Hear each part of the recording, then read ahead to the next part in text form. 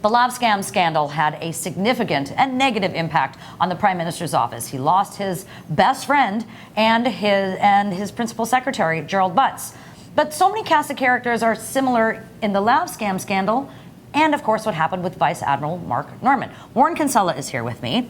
He's going to put some of this into context. Who is Ben Chin, and why should Canadians care who he is? Ben Chin is a former journalist. He was a former broadcaster at CBC, at City TV, and he got involved in politics, and I played some small role in that, I apologize, where he started working for Dalton McGuinty, ran in Toronto Danforth, lost, and then he went out to work for Christy Clark in BC, became a big cheese there, brought back to Ottawa, working for Bill Morneau, and this week he's going to Justin Trudeau's office.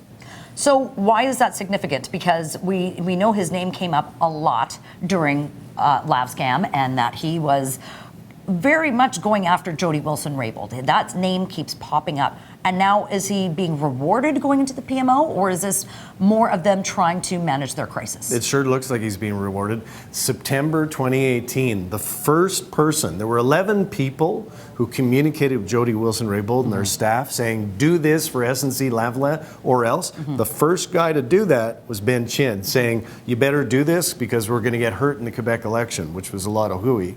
And he was involved in this exercise to favor SNC-Lavalin in their criminal case right from the start. Warren, I'm wondering what the strategy is to bring Ben Chin into the PMO. Wouldn't you want to keep him as far away as possible from what is really a disastrous situation? A sensible person was, a strategic person would, but that is something that Justin Trudeau has not been for many months, neither sensible nor strategic.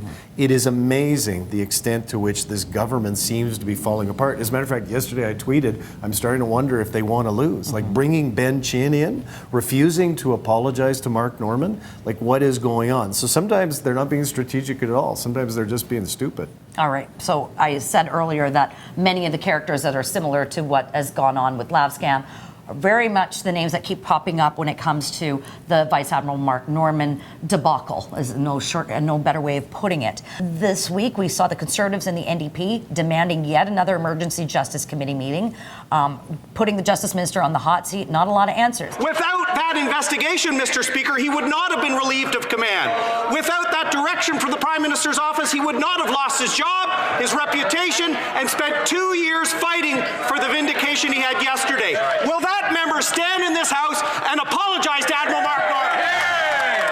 But before all that unfolded, the House decided to apologize to the Vice Admiral for removing him from the workplace and just basically ruining this man's life and his career. That the House recognize Vice Admiral Mark Norman for his decades of loyal service to Canada, express regret for the personal and professional hardships he endured as a result of his failed prosecution, and apologize to him and his family for what they experienced during their legal conflict with the government. But someone was very much absent when that apology happened. Justin Trudeau. Justin Trudeau snuck out of the House of Commons when not just the Conservative Party, the New Democrats said we should apologize to this man. And the Liberal MPs, while they weren't applauding it, they too unanimously agreed to apologize to Vice Admiral Mark Norman for the terrible way he'd been treated by Trudeau's government. The one guy who wouldn't apologize, who apologizes to everybody all the time, Justin Trudeau snuck out of the House of Commons.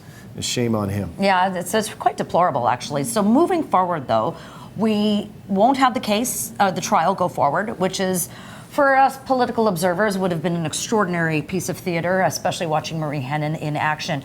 But still, there are massive political ramifications of the fallout of Mark Norman. How do you see this playing out before the next big election in October? Well, he said on the day that the Crown withdrew the charges, they stayed the charges, but they did not cancel the charges. So again, they've still got the sword hanging over this poor man's head where they can introduce the charges in a year, but I don't think they're going to do that. He has said he has something to say. That's right. Now, Vance is still there as the head of the chief of the defense staff. So that'll be interesting around the office. I'm not quite sure how that's going to work. But, you know, there are documents. There are many documents out there which the Sun has been chasing, Brian Lilley has been chasing. Right. There are stories to be told. And really the story about Mark Norman is this. The same people in PMO and PCO who interfered in SNC-Lavalin are the same people who interfered in Mark Norman's case. Help out a corporate donor in the form of SNC-Lavalin and punish a critic in the form of Vice Admiral Norman. So I think there's still more stories to be told. All right, more stories to be told, and we'll see what the political fallout continues to be. Log on to Facebook and Twitter, let us know what you think, and don't forget to subscribe to our YouTube channel.